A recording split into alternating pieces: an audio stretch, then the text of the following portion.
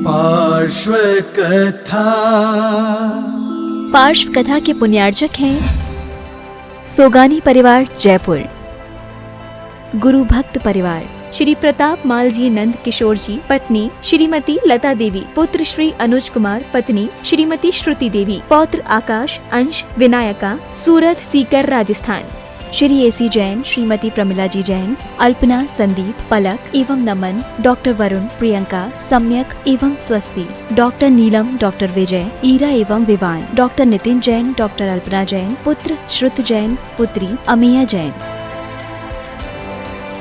श्रीमती उषा जैन, श्री विमलेश जैन, पुत्र एवं पुत्रवधू श्री नितिन जैन, श्रीमती मेघना जैन, पौत्र एवं पौत्री आदित्य जैन, अनुष्का जैन, मार्सन्स परिवार आगरा, गगन, नीतू जैन, सिंगापुर, श्री वीरेंद्र कुमार जैन सीए, श्रीमती कमल नयनी जैन, दरियागंज, नई दिल्ली, पुत्र एवं पुत्रवधू आयुष, दीप्ति जैन, पौत्र देवयश जैन, पुत्री एवं दामाद श्रीमती अदिति, श्री संचित जैन, दोहित्र युगम एवं सर्वम जैन, लंदन, श्री मुकुल जैन, व्रती प्रतिभा जैन, श्रीमती निष्ठा जैन एवं जय कुमार शाह, अर्पित जैन, देहरादून, श्री सुशील कुमार जैन, धर्मपत्नी श्रीमती निर्मल जैन, पुत्र पुत्रवधू श्री मुनीश कुमार जैन, श्रीमती मेघा जैन, पुत्र पुत्रवधू श्री हर्ष कुमार जैन, श्रीमती सोनिका जैन, पौत्र समर्थ जैन एवं पार्थ जैन, पौत्री भव्या जैन, हिया जैन एवं Shri Jain, firm Shri Arihant oil and general mills, Tehsil road, Jagraon, Ludhiana, Punjab. Shri Narendra Jain, कप्तान, धर्मपत्नी श्रीमती शील जैन, पुत्र व पुत्रवधू श्री संदीप जैन, श्रीमती सुनीता जैन, श्री अंकुर जैन, श्रीमती शिवानी जैन, पौत्र व पौत्री श्रेयांश जैन, समृद्धि जैन, संभव जैन, पुत्री एवं दामाद श्रीमती रचना जैन, श्री संजय जैन, दोहित्र श्री सक्षम जैन, पत्नी श्रीमती शिल्पी जैन, दोहित्र Utkrisht Jain, Shalimar Bagh, Delhi 88, firm messrs high tone trading and manufacturing company, manufacturers and exporters of public address, amplifiers, speakers, microphone आदि, B3, B7, Mangolpuri industrial area, Delhi 83।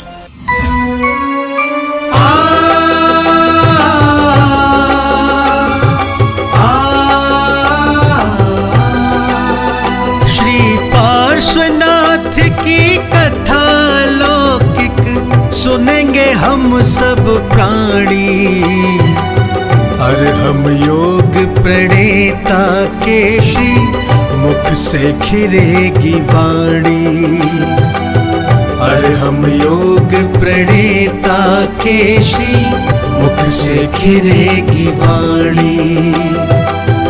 बाल ब्रह्मचारी बन जिसने वेश दिगंबर धारा, बाल ब्रह्मचारी बन जिसने वेश दिगंबर धारा, जिनके तप संयम के आगे दुष्ट कमठ भी हारा, ऐसी अद्भुत दिव्य कथा सुन अचरज में सब ज्ञानी, जिन वाणी चैनल पर फिर से सुनेंगे पार्श्व कहानी, और हम योग प्रणेता के श्री मुख से खिरेगी वाणी। श्री पार्श्वनाथ की कथा लौकिक सुनेंगे हम सब प्राणी, और हम योग प्रणेता के श्री मुख से खिरेगी वाणी, श्री मुख से खिरेगी वाणी। आओ श्रवण करें पार्श्व कथा।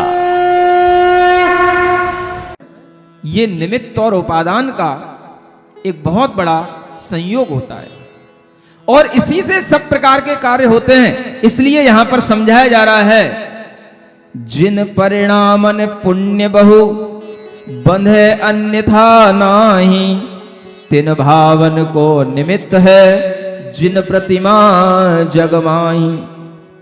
वीतराग मुद्रा ने रखी सुध आवे भगवान, वही भाव कारण महा पुण्य बंध को जान। क्या कहते हैं? जिन परिणामों से बहुत पुण्य की वृद्धि हो, पुण्य बंधे, उन भावों के लिए जो निमित्त है, वह निमित्त इस जगत में एकमात्र जिन प्रतिमाएं हैं। और उन जिन प्रतिमाओं को देख करके, जो वीतराग प्रतिमाएं, उनको देख करके ये सुध आ जाए, ये पारसनाथ भगवान भी आज जो हमें भगवान दिख रहे हैं, ये भगवान भी कभी हमारी तरह ही मनुष्य थे, सामान्य व्यक्ति थे, सामान्य जीवन जीते थे, लेकिन आज ये भगवान बन गए हैं।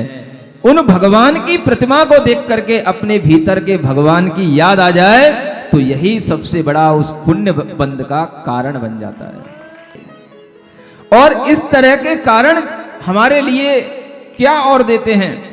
राग द्वेष वर्जित अमल, सुख दुख दाता नाही, दर्पणवत भगवान है यह आनो उर्माही, तिनको चिंतन ध्यान जप स्तुति पूजादि विधान, सुफल फले निज भाव सो वह मुक्ति सुखदान, जैसे गुण प्रभु के कहे तेजिन मुद्रा माई, थिर स्वरूप रागादि बिन भूषण आयुध नाही, यद्यपि शिल्पी कृत कृतम जिनवर बिंब अचेत, तदपि सही अंतर विषय शुभ भावन को हेत।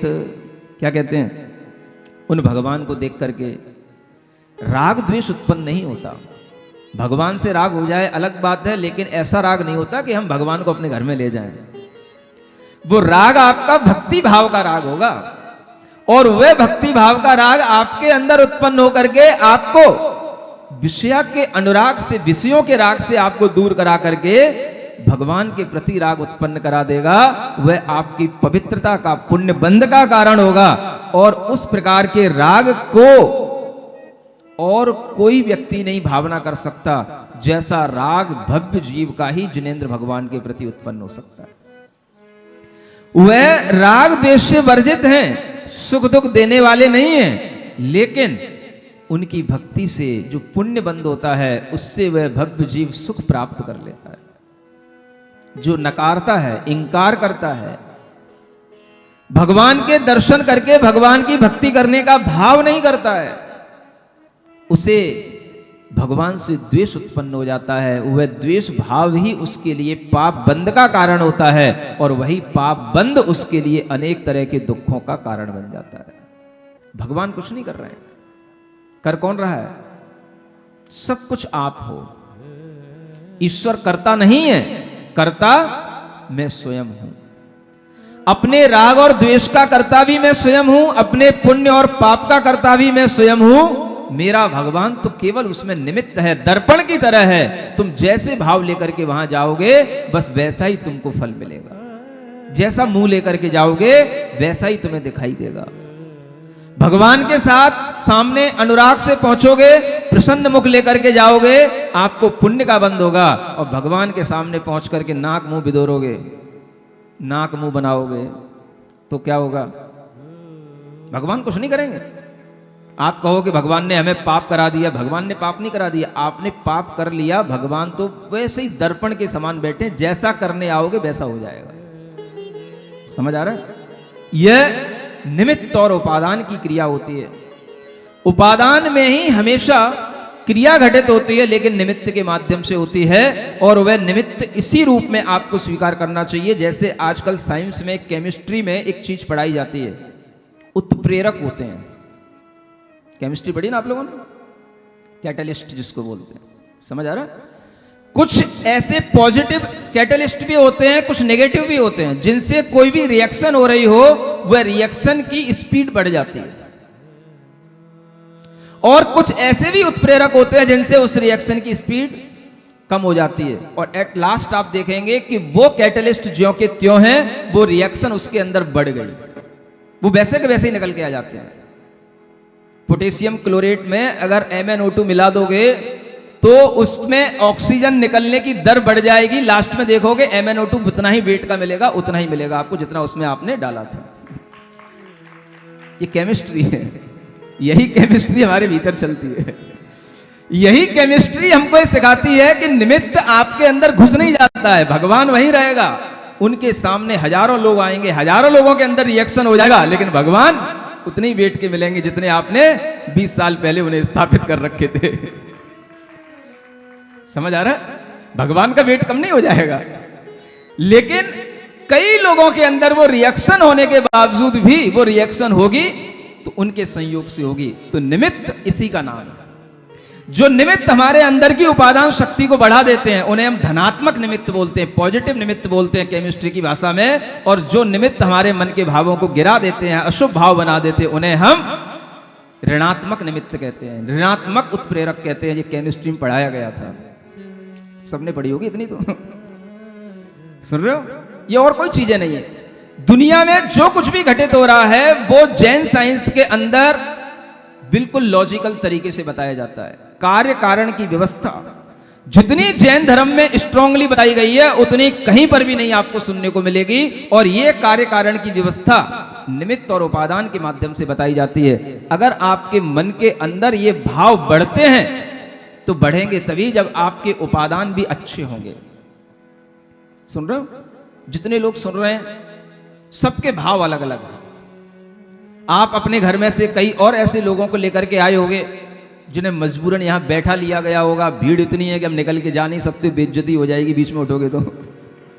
समझ आ रहा है? तो वो बैठा है यहां पर, है ना? वो आपके घर का बेटा भी हो सकता है, बेटी भी हो सकती है। कई लोग मुंह बना करके भी बैठ सकते हैं। अब मम्मी ने बहुत बार गाया, पापा ने बहुत बार गाया, अब चलते ही चलो चल के देख लेते हैं। लेकिन हो सकता है यहीं पे बैठे बैठे मोबाइल तो नहीं चला रहे हो कई लोग, हैं? नहीं, कोई नहीं चला रहा महाराज, ऐसा कभी पाप नहीं करेंगे, है ना? लेकिन अगर आपके मन में कोई भाव नहीं बन रहा है तो वह आपके उपादान की कमी है। निमित्त तो अपनी एनर्जी के साथ पूरा काम कर रहा है। समझ आ रहा है? निमित्त की एनर्जी कभी कम नहीं होती। मैं शुरू से लेकर के आपको लास्ट तक एक ही एनर्जी के साथ में समझा रहा हूं। जिसको समझ में आ रहा है उसके मुख प्रसन्न है, हृदय प्रसन्न है, आनंद ले रहा है, भावों में परिणामों में परिवर्तन हो रहा है। हो सकता है कोई 2-4 लोग गिनती के ऐसे आ गए हों, बैठे हों, उनका भी बैठना जरूरी है, क्योंकि दुनिया एक साथ कभी भी बदल नहीं सकती है और ना कोई किसी को हमेशा एक साथ बदल पाया है। तो हमेशा इस तरीके के लोग भी होंगे, लेकिन वो उनकी उपादान शक्ति की अपनी कमजोरी है। जैसा उपादान होता है हमें वह निमित्त भी एक ही निमित्त कई रूप में दिखाई दे सकता है। तभी तो चोर आकर के चोरी कर ले जाते हैं, छत्र चुरा ले जाते हैं। एक भक्त जो है भगवान के ऊपर छत्र लटकाता है भगवान की भक्ति से अपना द्रव्य लगा करके, सोने के चांदी के, और एक आता है उसे सोना चांदी दिखाई देता है, वो उठा के ले जाता है। वो चोर का उपादान शक्ति है। नहीं समझे? एक आपकी दान पुण्य की भव्यात्मक शक्ति है जो आप दे रहे हो, और एक जो है उसको लूटने को तैयार है, लेने को तैयार है। ये उसकी उपादान शक्ति। भगवान क्या करें? समझ में आ रहा है? तो जो वहां पर उसको लेने आएगा उसके लिए पाप का बंद होगा, और जो वहां चढ़ाने आएगा उसको पुण्य का बंद होगा। भगवान तो राग द्वेष से रहित हैं। भगवान शत्रु मित्र में संभाव रखने वाले हैं। इसलिए यहां कहा जा रहा है कि प्रतिमाएं यद्यपि शिल्पी के द्वारा बनाई जाती हैं, कृत्रिम होती हैं, अचेतन होती हैं, लेकिन वह हमारे लिए शुभ भावों का बहुत बड़ा निमित्त होती हैं। और एक दृष्टांत अब सुनिए, बहुत अच्छा दृष्टांत यहां दिया जा रहा है। और एक दृष्टांत अब सुन अवनी पति सोय, जिए के और दृष्टांत सो संशय रहे न कोय। जब कोई बात समझ में नहीं आती है थोड़ा एग्जाम्पल देकर के बताना होता है। ये मुनि महाराजों की पुरानी परंपरा रही है ना? तो वही एक एग्जाम्पल देकर के यहाँ बता रहे हैं कि देखो एक ही निमित्त से अपने अपने भावों के अनुसार कैसे कैसे परिणमन होते हैं। और एक गणिका धरी चिता में जाय, विष्णि पुरुष देख पछताय। जो जीवित मुझको मिलती जोग, तो मैं कर तो वांछित भोग। श्वान कहे उर क्यों यह दही, मैं निज भक्षण कर तो सही। पुनति देख कहे मुनिराय, क्यों न कियो तप यह तन पाय। इह विधि देख अचेतन अंग, उपजे भाव पाय पर संग। तिन्ही भावन के अनुसार, लाग्यो फल निज व्यसनी नर कहीं गयो, लयो भूख दुख श्वान। साधु सुरग पहुंचे सही, भावन को फल जान। है ना? प्रतिमा क्या करेगी? कई मूर्ख बच्चे, सॉरी अब मूर्ख को क्या बोलूं, अब मूर्ख ही है ना। जब बच्चों को कुछ भी ज्ञान नहीं होता है, अगर मान लो कहीं उनने सुन लिया भगवान के यहाँ चोरी हो गई, मंदिर में चोरी हो गई, छत्र चुरा लिया, कि कोई किसी ने कुछ द्रव्य चुरा ली, कुछ हो गया, तो बेचारे भोले भाले बच्चे क्या कह बैठते हैं, तुम्हारे भगवान अपने मंदिर की भी तो रक्षा नहीं कर पाते, हमारी क्या रक्षा करेंगे, कह बैठते ना। इसलिए मुझे कहने में आ गया थोड़ा सा, है ना। मूर्ख इसलिए है क्योंकि उन्हें ज्ञान नहीं है ना। जिन्हें ज्ञान नहीं होता उन्हीं को मूर्ख कहा जाता है। तो जब हमें ज्ञान होगा तब पता पड़ेगा कि भगवान अपने में बैठे हैं, भगवान राग द्वेष से रहित हैं, भगवान जगत में कुछ कर नहीं रहे हैं, भगवान सिर्फ देख रहे हैं, जान रहे हैं कौन क्या कर रहा है, चोर क्या कर रहा है, पापी क्या कर रहा है, पुण्यात्मा क्या कर रहा है। वो इतने तटस्थ होकर के बैठे, तभी तो हम उनको भगवान कह रहे हैं। वो हाथ पकड़ करके हमें रोकेंगे नहीं कि तू गलत कर रहा है, वो हाथ पकड़ करके चोर को चोर नहीं कहेंगे कि तू गलत कर रहा है, कर लेने दो, इसको भी चोरी कर लेने दो, इसको भी दान ले लेने दो। चोरी करने के बावजूद भी इसे कभी ना कभी समझ में आएगा, कभी ना कभी इसको पाप का फल मिलेगा कि ये चोरी करना कितनी गलत काम थी, आज उसी चोरी की वजह से मुझे ये पाप का फल भोगने को मिल रहा है, तब समझ में आएगा। अभी रोकने समझ में नहीं आएगा। भगवान को पता है, इसलिए भगवान कैसे बैठे हैं, तटस्थ बैठे हैं। समझ आ रहा है। वो भगवान के लिए कोई रक्षा नहीं हो रही है, भगवान रक्षा नहीं कर रहे हैं, ये भाव नहीं है। भगवान का काम सिर्फ तुम्हारी गतिविधियों को देखना और जानना है। समझ आ रहा है। इसलिए जब भगवान के मंदिर में ऐसा कुछ हो जाए तो समझ लेना कि वह करने वाला अभागा है। भगवान तो हमारे वीतरागी हैं, वो कुछ नहीं करते, वो तो सिर्फ देख रहे हैं कि इसका दुर्भाग्य क्या है और इसका सौभाग्य क्या है। अचेतन होते हुए भी देखो, एक तुम लोगों के हिसाब से एक अच्छा उदाहरण दिया गया। मृत्यु के बाद तो शरीर अचेतन ही हो जाता है। अभी तो फिर भी जान दिखती है तो तुम कहते हो नहीं महाराज मैं चेतन हूं। समझ आ रहा है। अभी तो मैं अचेतन कहूंगा तो समझ नहीं आएगा। मृत्यु के उपरांत तो शरीर में कोई जान नहीं रहती, अचेतन हो जाता है। कैसा भी अचेतन, कितना भी सुंदर शरीर हो, लोग कहते हैं भाई जल्दी ले जाओ, कितना ही रूपवान हो, कितना ही सुंदर हो रहा हो, बस हो गया, जीवन पूर्ण हो गया, निपट गया, जल्दी ले जाओ। समझ आ रहा है। आजकल तो रिश्तेदारों का भी इंतजार नहीं किया जाता, कोरोना है भाई जल्दी ले जाओ। और ऐसा कोरोना कि अगर कहीं एम्स में और मैक्स में से निकले हो तो घर तक भी आने को नहीं मिलेगा, सीधा वहीं मुक्ति धाम में ले जाओ। समझ आ रहा है। लोगों को देखने तक को नहीं मिले उनके मुंह भी, कौन देखे, कौन आफत मोल ले। वो तो गया सो गया, अभी कहीं अपने लिए आफत हो गई तो अपन भी निकल जाएंगे। लोगों ने ये भी नहीं देख पाया कि वो कैसा गया, मरती हालत में कैसा था, कौन था, मेरा ही था कि दूसरे का था। भैया हो गया, अगर डॉक्टर ने कह दिया तो हो गया, थोड़ी देर रो लिया, बात खत्म। अपना देखो, अपन न मर जाए। कोरोना सब जगह आ रहा है। समझ में आ रहा है। स्त्रियां भी, पुरुष भी, सुंदर भी, विरूप भी, कुरूप भी, सब निपटे हैं, सब निपटते रहेंगे। गड़िका जानते हो किसे बोलते हैं? जो बाजारू स्त्रियां होती हैं, वैश्या होती है, उसको गड़िका बोलते हैं। वह मर गई, उसको चिता में रख दिया गया। वहां चिता के उस समय पर मरघटा पर क्या है, सब कोई होता है। एक मुनि महाराज भी वहीं पर तपस्या कर रहे थे, जो लोग उसको लेकर के गए वो भी वहीं पर थे, और कुत्ते वुत्ते तो घूमते रहते ही। समझ आ रहा है। अब देखो, उसको देख करके वहीं पर चोर उचक्के जैसे व्यसनी लोग भी आ जाते हैं। तो वहां पर उस वैश्या को देख करके एक अचेतन शरीर है, और उसको देख करके अलग अलग तरह के भाव उत्पन्न होते हैं। जो व्यसनी पुरुष हैं उसको देख करके उत्पन्न होता है भाव, अगर ये जीवित होती तो इसका योग मुझे मिल जाता, मैं इसको भोग लेता, कितना सुख पाता। ये कौन सोचता है? कामी पुरुष सोचता है, व्यसनी पुरुष सोचता है, उस मरी हुई वैश्या के शरीर को देख करके भी।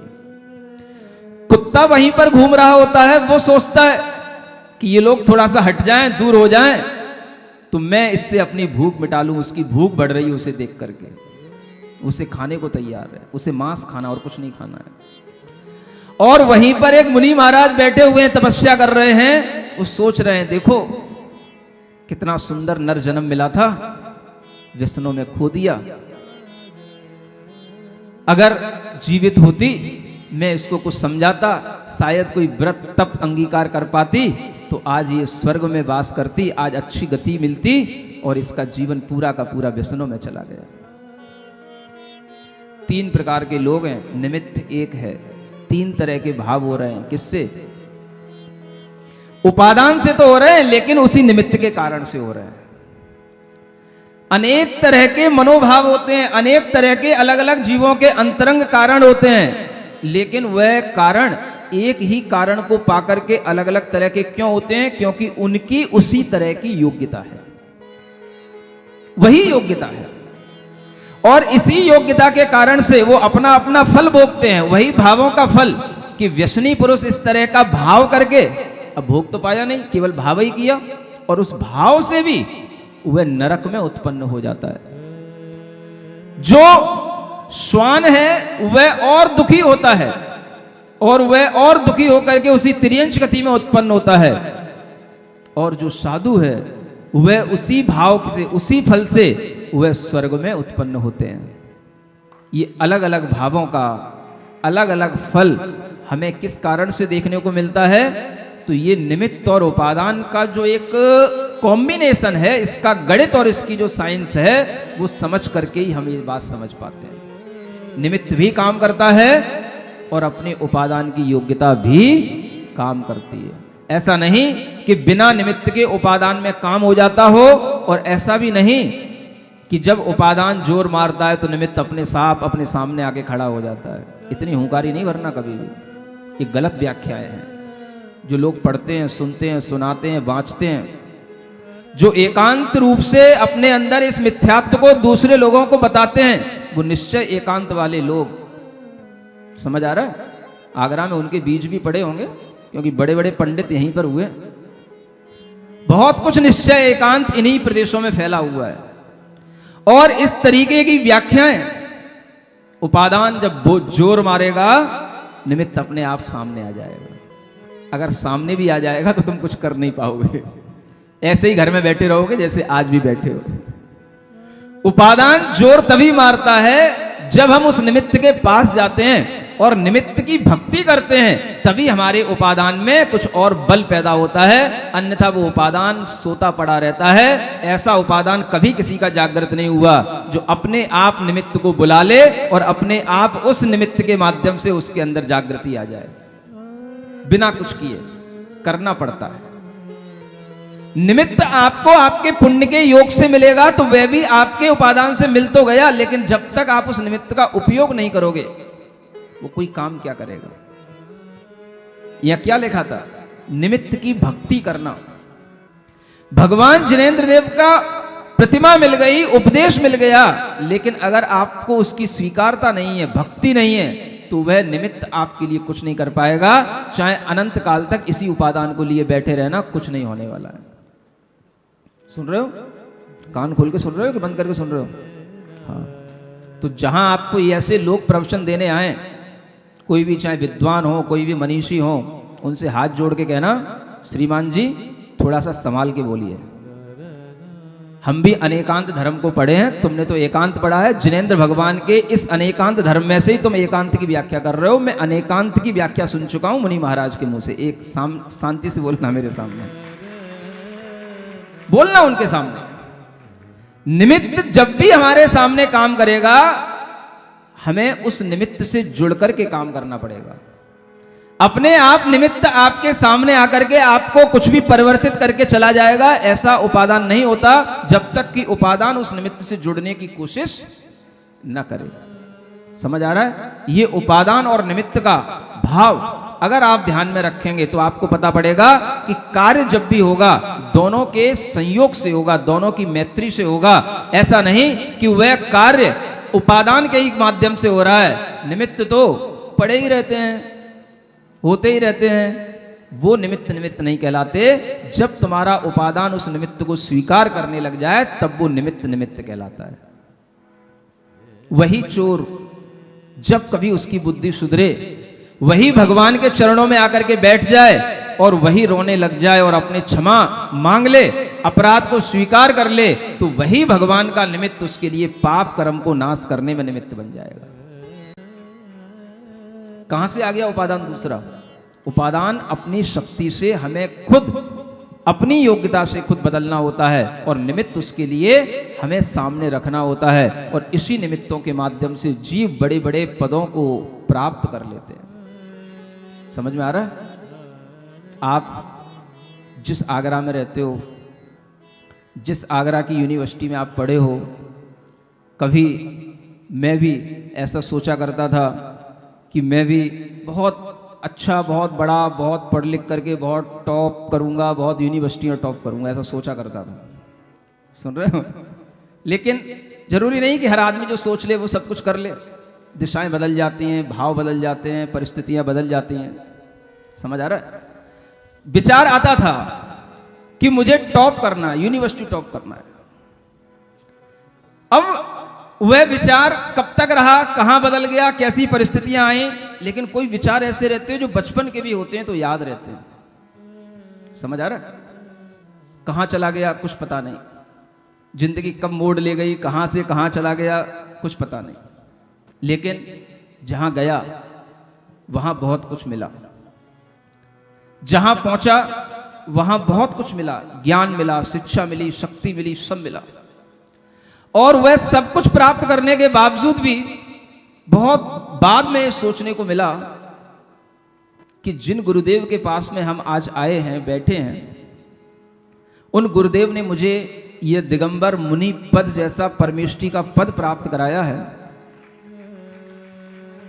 अब जब मैं उस पद के साथ में अपना जीवन जी रहा हूं, तो आते आते आते आते आज कई सालों के बाद में जब इधर यूपी में आया, आगरा में आया, तो कुछ याद आया। समझ आ रहा है? क्या याद आया? कि देखो,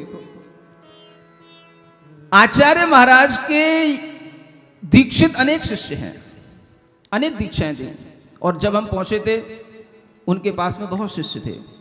95 में उनको देखा, दर्शन किया। 96 में क्षुल्लक दीक्षा हुई, अलग दीक्षा हुई, 96-7 में हुई, 98 में मुनि दीक्षा हो गई, और उसके बाद में जीवन चलता रहा। अनेक प्रकार के उनके पास में अनेक अनेक प्रांतों के शिष्य थे। यूपी की सीमा ललितपुर तक लगती है, और ललितपुर बहुत बड़ा बुंदेलखंड का एक बहुत अच्छा स्थान कहलाता है। बहुत सारे वहां पर उनके शिष्य हैं, बहुत भक्ति करने वाले। टीकमगढ़, ललितपुर, ये एरिया बहुत बड़ा एरिया कहलाता है। समझ आ रहा है? और इस यूपी की अगर स्थिति देखी जाए तो आचार्य महाराज के पास में सारे के सारे लोग ज्यादातर या तो बुंदेलखंड के मिले या महाराष्ट्र के मिले। समझ आ रहा है? यूपी का अगर कोई होगा तो वहां जो निकटवर्ती क्षेत्र है, ललितपुर वगैरह, वहां का होगा। लेकिन जब मैंने होश संभाला, देखा, तो मुझे पता पड़ा कि ललितपुर पास में होते हुए भी, टीकमगढ़ पास में होते हुए भी, जब तक आचार्य श्री ने मुनि दीक्षा मुझे नहीं दी, तब तक यूपी का कोई भी एडमिशन वहां पर शुरू नहीं हुआ। समझ आ रहा है? ये बात अब याद आती है। मतलब कि यूपी के लिए यूनिवर्सिटी अगर टॉप की है तो मैंने आचार्य विद्यासागर महाराज की यूनिवर्सिटी में यूपी टॉप किया है। ये फक्र की बात है। वैसे तो यूनिवर्सिटी टॉपर बहुत निकलते रहते होंगे। समझ आ रहा है? हमारी दीक्षा होने के बाद ही अनेक और वहां पर फिर ललितपुर के मुनि महाराज बने। तो मुझे लगा कि देखो, कहीं ना कहीं भले ही संख्या बहुत अधिक कहीं भी हो, लेकिन कहीं का भाव कहीं पर भी जाकर के मिल सकता है। उपादान अपनी योग्यता ढूंढते ढूंढते किसी भी निमित्त के पास पहुंच सकता है, और उस निमित्त के माध्यम से उस उपादान में योग्यता जागृत हो सकती है, हो जाती है। समझ आ रहा है? यह भाव जब आया तब समझ में आया कि अगर हम इस तरह की यूनिवर्सिटियां टॉप करते रहते, दयालबाग, आगरा, तो इनसे तो हमें कोई नया जीवन नहीं मिलता। लेकिन जिन आचार्य महाराज की यूनिवर्सिटी को टॉप करके हमें नया जीवन मिला है, वो कई लोगों को नव जीवन देने के काम में आने वाला जीवन है। इसलिए यह जीवन बहुत अच्छा लगता है। समझ आ रहा है? ऐसी शिक्षा ग्रहण करो। ऐसी पढ़ाई बनाओ, ऐसे संस्कार बनाओ जिनसे हमारा जीवन कुछ बदले। और इस तरह के जीवन जब बदलेंगे तो हम युगों युगों को युग बदलने के काम में भी अपने आप को लगा सकते हैं, लोगों को बदलने के काम में भी हम अपने आप को लगा सकते हैं। और ये सब भाव बताने के लिए ही ये सब आपके सामने कथा चल रही है। निमित्त और उपादान का ये संयोग इस तरह से आपको ध्यान में रखना है। और आगे की कथा जब और बढ़ेगी तो अब वो बढ़ेगी आनंद मुनि महाराज के साथ में। सुन रहे हो, अभी मुनि महाराज बने नहीं है, अभी तो वो गृहस्थ हैं। अब धीरे धीरे उनका भी रास्ता वही बनेगा और ये उनके जीवन का एक बहुत बड़ा पड़ाव होगा, जहां से ही उन्हें तीर्थंकर बनने का अब एक सोपान मिलेगा। इसी तीर्थंकर प्रकृति के बीज इसी भव में बोए जाएंगे, जो वह आनंद मुनि महाराज के रूप में बनकर के तीर्थंकर प्रकृति के बीज बोएंगे। वो भी आपको यहाँ पर कथानक सुनाया जाएगा कि कैसे तीर्थंकर बना जाता है, कौन सी भावनाएं, कौन सी क्रियाएं होती हैं, वो सब आपके सामने धीरे धीरे आएगा। बोलो महावीर भगवान की। जाचे शिव फलसार। भगवान पार्श्वनाथ की यह कथा अनेक भवों में उस जीव की यात्रा को दिखाते हुए पुनः एक ऐसे पुण्यशाली वैभव संपन्न उस राजा के रूप में मरुभूति के जीव को लेकर के आई है, जो जीव अपने पूर्व संस्कारों के कारण से धर्म और नीति के मार्ग पर ही चल रहा है और उस मार्ग पर चलते हुए कभी कभी अनेक तरह की शंकाएं भी उत्पन्न हो जाती हैं और उनका जब समाधान मिल जाता है तो व्यक्ति को बहुत ही आत्मिक संतुष्टि महसूस होती है। वैसे तो जिन बिंब की आराधना अनेक बार इस जीव ने की है, लेकिन फिर भी जब एक नया जीवन मिलता है तो पुरानी स्मृतियां भी समाप्त हो जाती हैं और हमें नए ढंग से ही सोचना होता है। नई जन्मांतरों में रह कर के भी जब एक नया जन्म लेता है तो सब पुरानी स्मृतियां धो कर के छोड़ कर के एक नया जन्म लेता है। ये भी एक अच्छा नियम कहा जा सकता है कि जब हम लोगों का, आप लोगों का एक जन्म होता है, नया जन्म होता है, तो हमें पुराना कुछ भी याद नहीं रहता है। इसे हम अच्छा समझें, गलत समझें? अच्छा उनके लिए है कि जिनका जीवन पूर्व में कष्टप्रद रहा, अगर वो स्मृतियां उनके जीवन के साथ इस जन्म में भी बनी रहेंगी तो वो जन्म फिर उसी तरह से कष्टप्रद होगा, वह स्मृतियां फिर हमें दुख देने वाली होंगी। लेकिन कई लोगों के लिए ऐसा भी लग सकता है कि अगर ये स्मृतियां हमारे जीवन में आ जाती तो शायद हमें जल्दी, हे मुनि महाराज, आपकी तरह वैराग्य भी हो जाता। ये भी लोगों के मन में एक भावना आ जाती है कि अगर ये स्मृतियां बनी रहती तो हम शायद इन नरकों की वेदना को ध्यान में रखते, कभी हमें उन स्वर्गों का भी वैभव याद में आता तो हम फिर शायद कुछ गलत नहीं करते और हम फिर धर्म के मार्ग पर अपने आप चलते रहते। लेकिन जो भी हो, जब भी हम अपना पुराना जीवन त्यागते हैं तो हमारे उस जीवन के साथ जुड़ा हुआ जो शरीर है वो छूटता है, उस जीवन से जुड़े हुए जितने भी संबंध हैं वो सब छूटते हैं, उस जीवन से जुड़े हुए जितने भी ज्ञान हैं वो भी छूटते हैं। बस कुछ रह जाता है हमारे साथ, तो हमारा सिर्फ इतना सा वह एसेंस रह जाता है जिसे हम अच्छा या बुरा कह सकते हैं, बाकी कुछ नहीं रहता। अगर अच्छा है तो वह आपकी आत्मा से जुड़ा हुआ रहेगा कुछ अच्छा संस्कार के रूप में, और बुरा है तो वो भी आपके संस्कार के रूप में आपकी आत्मा से जुड़ा हुआ रहेगा और कुछ नहीं रहता। फिर नया जन्म मिलता है, फिर हमें नया ज्ञान उत्पन्न करना होता है, फिर हम नए तरीके से सोचते हैं, फिर हमारे अंदर नए संबंध, नए बंध सब कुछ शुरू हो जाते हैं और इसी तरह से हर जन्म हर व्यक्ति जीता रहता है। अनेक जन्मों में जिनेंद्र भगवान की आराधना करने के बावजूद भी इस जीव को यह शंका उत्पन्न हुई। मुनि महाराज के समक्ष उसने अपनी शंका रखी कि मुनि महाराज, थोड़ा सा मन में संदेह होता है कि ये अचेतन मूर्तियां कैसे मेरी चेतन आत्मा में पुण्य उत्पन्न कर सकती हैं, कैसे मेरी चेतन आत्मा को जागृत कर सकती हैं। और इस विषय में कल जो समाधान दिया था वो आप लोगों को अच्छी तरह सुनने में आया, समझने में आया होगा कि उपादान और निमित्त ये दोनों हमेशा काम करते हैं। इसे हम अपनी भाषा में यूं कह सकते हैं कि एक इंटरनल कॉज है, एक आउटर कॉज है, जिसे हम एक अंतरंग कारण और एक बाहिरंग कारण कहते हैं।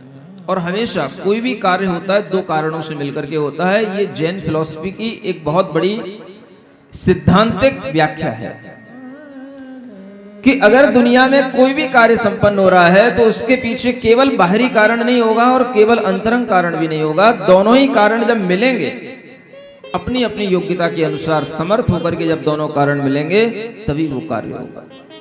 और दोनों कारण भी समर्थ होने चाहिए, योग्य होने चाहिए। जब दोनों कारण मिल जाते हैं तभी कार्य होता है। चाहे हम कोई सा भी कार्य देखें, उसमें हमारे उपादान की भी जरूरत होती है, हमारे लिए निमित्तों की भी जरूरत होती है। अगर आपके पास में प्रवचन सुनने की एक आकांक्षा है, अगर आपके पास में पार्श्वनाथ भगवान की कथा सुनने की एक भावना है, आप यहां सुनने के लिए आए और यहां आकर के आप पांडाल में बैठ गए, सभा में बैठ गए और पता पड़ा कि यहां पर आप बैठ तो गए लेकिन सुनाने वाला कुछ सुना नहीं रहा है,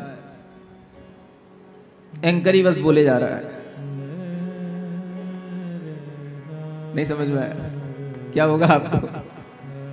आपके मन में जो भगवान को सुनने की, कथा को सुनने की जो लालसा थी, वो लालसा आपकी रह जाएगी, क्योंकि आप अपना उपादान माने अपने अंतरंग कारण के साथ आए। आप सभा में आकर के बैठ गए, लेकिन आपके लिए जब तक बाहरी निमित्त नहीं मिलेगा, बाहरी कारण नहीं मिलेगा, तब तक आपके अंदर वो भाव नहीं बनेगा।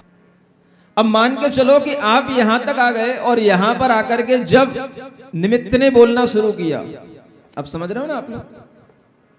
निमित्त कौन है? उपादान कौन है? आप बड़ी शक्ति है, निमित्त छोटी शक्ति है। क्योंकि आपने हमेशा यही सीखा है, उपादान हमारा जागृत होगा तो निमित्त हमारा हमेशा हमेशा हमारे पास रहेगा। हम आपकी शक्ति को ही उद्घाटित करते हुए आपसे कह रहे हैं, आप बड़ी शक्ति हैं। आपका उपादान अपने पास में आप जागृत करके रखें, और आपका उपादान, आपका अंतरंग कारण अगर जागृत है, आप यहां आए, आपको यहां पर आने के बावजूद प्रवचन शुरू हो गया, उपदेश शुरू हो गया, कथा शुरू हो गई और आपको नींद आ गई, क्या होगा? तो भी काम नहीं होगा। काम कब होगा? जब आप यहां आए हो तो जिस जागृति के साथ आए हो, यहां पर भी आकर के आपको वही जागृति बनाए रखनी है। और अगर निमित्त भी अगर आपके सामने आ गया है तो अब आपको उपादान और निमित्त दोनों को मिलाने की कोशिश करनी है। आपके अंदर वो चीज घटित होने लगेगी। निमित्त आपको जबरदस्ती नहीं कर सकता, आपके लिए एक प्रेरणा दी जा सकती है, लेकिन वह निमित्त आपको जबरदस्ती कुछ नहीं करा सकता। करना तो आपको ही होगा। निमित्त आपके लिए एक सहारा बनता है। और ये निमित्त और उपादान की जब ये प्रक्रिया शुरू होती है तो उसमें कभी हमें समांगता भी दिखती है, कभी हमें विषमांगता भी दिखती है। समांग का मतलब आप चैतन्य आत्माएं हैं, आप अपने चैतन्य उपादान के साथ यहां आए हैं, और अगर आपके लिए निमित्त है तो अभी ये जो निमित्त मिल रहा है आपको प्रवचन सुनने का, उपदेश सुनने का, ये निमित्त कैसा है? ये चेतन है कि अचेतन है? बताओ तो थोड़ा सा। ये चेतन है। आप भी चेतन हैं, आपका अंतरंग कारण, आपका उपादान चेतन है, और ये निमित्त भी चेतन है। और जब इस तरह के चेतन उपादान के साथ में चेतन निमित्त का संयोग मिलता है तो कार्य और अद्भुत संग से सिद्ध होता है। कई तरीके के कॉम्बिनेशन बनते हैं। चेतन का चेतन के साथ भी कॉम्बिनेशन बनता है, चेतन का अचेतन के साथ भी कॉम्बिनेशन बनता है। जब आप अपने सामने जिनेंद्र भगवान की प्रतिमा को लेकर के बैठते हैं या भगवान की प्रतिमा आपके सामने होती है, तो उस समय पर जो आपका कॉम्बिनेशन होगा वो कैसा होगा? उपादान चैतन्य है लेकिन निमित्त अचेतन है। ये भी एक कॉम्बिनेशन है और इससे भी कार्य घटित होता है। अचेतन का अचेतन के साथ भी जब जोड़ होता है तब भी कार्य घटित होता है। आपका शरीर कैसा है? चैतन्य आपकी आत्मा है, लेकिन आपका शरीर चेतन है कि अचेतन है? अचेतन है। आपके शरीर में रोग होते हैं कि बिल्कुल स्वस्थ रहते हैं?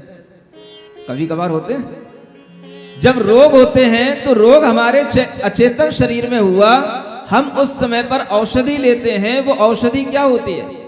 चेतन होती है कि अचेतन होती है? बोलो बोलो, इतना तो समझ रहे हो ना। Living beings, non living beings, जिसमें ज्ञान हो, जिसमें ज्ञान नहीं हो, जिसमें संवेदनाएं हो, जिसमें संवेदनाएं नहीं हो, केवल दो तरीके की ही चीजें इस दुनिया में हैं, जीव और अजीव। जब हमारा संबंध ऐसी औषधियों से होता है, दवाइयों से होता है, वो दवाई भी कैसी है? अचेतन है। हमारी बॉडी भी कैसी है?